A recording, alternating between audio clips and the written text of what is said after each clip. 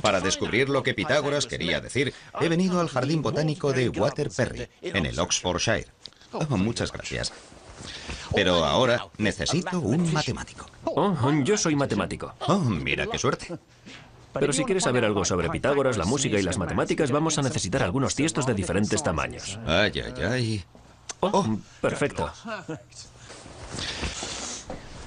Pitágoras quería comprender por qué ciertas combinaciones de notas sonaban tan hermosas y armónicas, y vemos que si golpeamos un tiesto, obtenemos una nota, la... Pero si la combina con la nota de este otro tiesto, la... Es una combinación bastante mala. Escuchémoslas juntas. Oh, sí, eso no suena nada bien. Pero si toco este tiesto de aquí, la... Es una combinación hermosa. Vamos a escucharlas a la vez.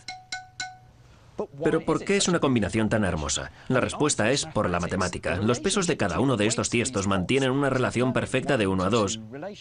Y es esa combinación de números enteros la que produce ese sonido tan hermoso en oposición al caso del primer tiesto. Esto es en relación como de 1 a 1,2. No es una relación agradable de números enteros, por lo que se produce un sonido poco armonioso. Lo que Pitágoras dice es que las armonías son combinaciones de números enteros, números que vienen a ser grupos de unos.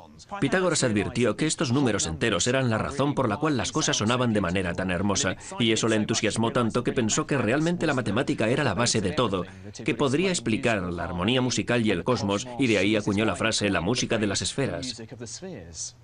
¿Tocamos?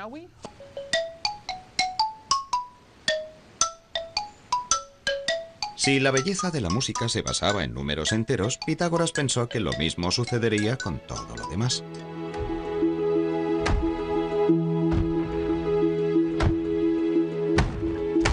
Y como los números enteros son grupos de unos, uno debería ser la materia esencial de la que estaba hecho el universo.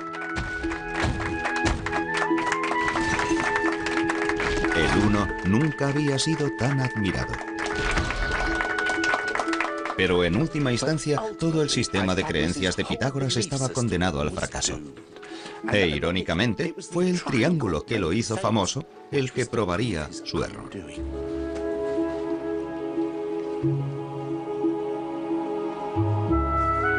Si uno estaba en el corazón de todas las cosas, debería estar también en el corazón de todos los triángulos, incluido el triángulo rectángulo de 2 lados iguales. El problema es que no es así. Pitágoras siguió intentando reducir los 3 lados a una cantidad exacta de unidades, pero eso era sencillamente imposible. Cuando uno de sus discípulos trató de hacerle ver este asunto, los demás lo ahogaron. Todo el sistema de creencias de Pitágoras de que el mundo estaba hecho de unidades era falso.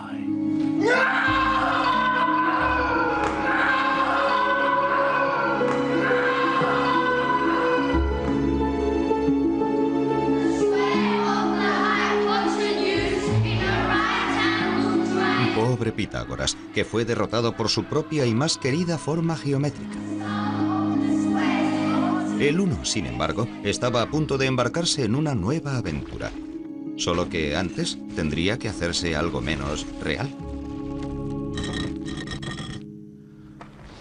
Como todos los humanos anteriores a él, Pitágoras no concebía los números si no representaban cosas reales. Un 1 no era un 1 si no se refería a una silla, o un paso, o un presentador de televisión. Pero los matemáticos que siguieron a Pitágoras rompieron estas restricciones. ¡Eureka! ¡Eureka! Sí, Arquímedes es hoy famoso por haber sido el primer striker de la historia, pero de hecho fue el más grande matemático de la antigüedad. ¡Eureka! ¡Eureka! A Arquímedes le encantaba jugar con los números y llevó a las matemáticas al reino de lo inimaginable porque en esos juegos permitió que los números hicieran cosas imposibles, como calcular cuántos granos de arena harían falta para llenar el universo. Pero por muy tontos que estos juegos nos puedan parecer, con ellos obtuvo a veces resultados prácticos de los que aún hoy en día nos beneficiamos. Por ejemplo, estaba obsesionado con qué pasaría si tomabas una esfera y la convertías en cilindro. ¿Cuál sería la diferencia en el área ocupada? Bueno, a mí personalmente me importa un bledo, pero Arquímedes vivió el día más feliz de su vida cuando consiguió por fin dar con la fórmula. Y aunque era una pura bravuconada matemática, resultó ser a la postre sorprendentemente práctica, porque gracias a Arquímedes, los cartógrafos del futuro pudieron tomar el globo terráqueo y trasladarlo a un plano. Uno no era ya la esencia del universo, pero contribuía a crear la era dorada de las matemáticas teóricas.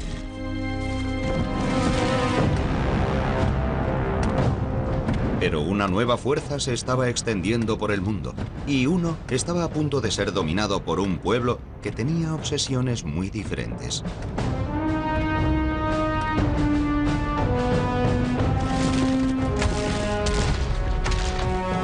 Arquímedes vivía en Siracusa, y cuando los romanos la invadieron en 212 a.C., él estaba en mitad de un cálculo particularmente complicado. De hecho, estaba tan enfrascado en su trabajo que lo único que pudo decir fue: «Le ruego que no me moleste ahora».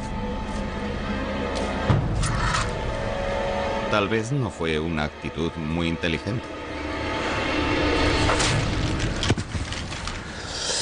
Fue el fin de las matemáticas teóricas en el mundo clásico. Los romanos no estaban interesados en vagas abstracciones del tipo cómo calcular el peso de todas las cabras que hayan vivido nunca. Estaban más interesados en el poder. Lo quisiera o no, uno era ahora un siervo de Roma.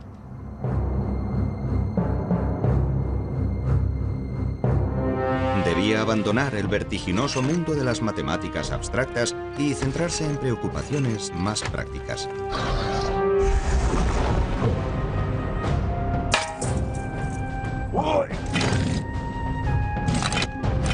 Se convirtió en la columna vertebral del mundo romano, pues los romanos lo usaron para establecer una rígida cuadrícula numérica en su ejército. Había 10 hombres en una sección, y 10 secciones, es decir, 100 hombres, constituían una centuria. 2 centurias hacían un manípula, palabra que literalmente significa un puñado, y supongo que eso es lo que serían 200 soldados romanos. Incluso los castigos se basaban en principios numéricos.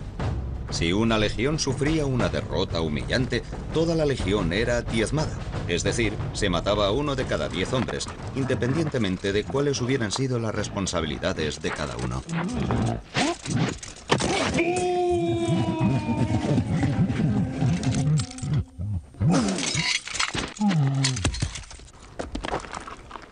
El gran objetivo del mundo romano era mantener las cosas en funcionamiento. Las matemáticas teóricas no iban con ellos. Y, desde luego, no me extraña nada, porque los números romanos no facilitan precisamente las cosas, ¿no? Míralos. No son más que una versión más elaborada de las viejas muescas en los huesos, y la única sofisticación venían a ser nuevos símbolos para los números cada vez menos manejables. V para el 5, X para el 10, C para el 100, hasta llegar al símbolo del millón. Pero esto sigue siendo un simple sistema de cómputo que viene muy bien para grabar inscripciones en las tumbas, pero no resulta muy útil para las complicaciones de las matemáticas teóricas. Por ejemplo, intenten escribir 1000 millones de esa manera. Yo lo he hecho y con los números modernos me ha llevado 8 segundos. En números romanos llevaría unos 16 minutos. No resulta sorprendente, por tanto, que los números romanos no se utilizaron para hacer cálculos. Para ello, había que valerse de una tabla de cómputo, una primitiva versión del ábaco.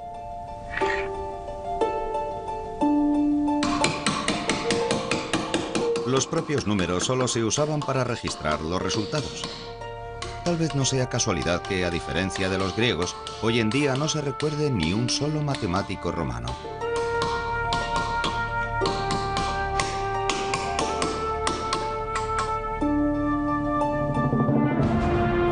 Con la extensión del poder romano, se difundió también su sistema numérico. A lo largo de los siguientes 500 años, toda Europa, de España a Turquía, cayó bajo dominio romano, y sus números siguieron utilizándose incluso después de la caída de su imperio.